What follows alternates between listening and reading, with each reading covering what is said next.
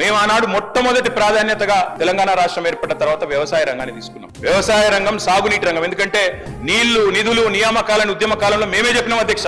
అందుకే నీటి విషయంలో ప్రతి నీటి బొట్టును వడిసి పట్టి గోదావరి గాని, కృష్ణ గాని సాగునీటి అందించాలి. ఖచ్చితంగా రైతుల వీళ్లకు ఖచ్చితంగా నీళ్లు ఇవ్వాలని ఒక ఎజెండాతో పనిచేసినాం. ఆ పునర్నిర్మాణ కార్యక్రమం తీసుకున్నాం అధ్యక్ష. అందులో భాగంగానే అధ్యక్ష, రైతు ఒక్కడు చల్లగా ఉంటే పల్లె చల్లగా ఉంటది అధ్యక్ష. పల్లె కూడా అందరూ బాగుంటారు. ఎందుకంటే గ్రామీణ ఆర్థిక వ్యవస్థకు రైతు కేంద్ర బిందువు. ఆ రైతు బాగుంటే రైతు చుట్టూ అల్లుకున్న అన్ని కుల వృత్తులు బాగుంటాయి అధ్యక్ష. ఆ ఉద్దేశంతోనే వ్యవసాయాన్ని స్థిరీకరించాలనుకున్నాం. మేము రైతు బంధు పెట్టి ఊరికనే పెట్టలేదు అధ్యక్ష.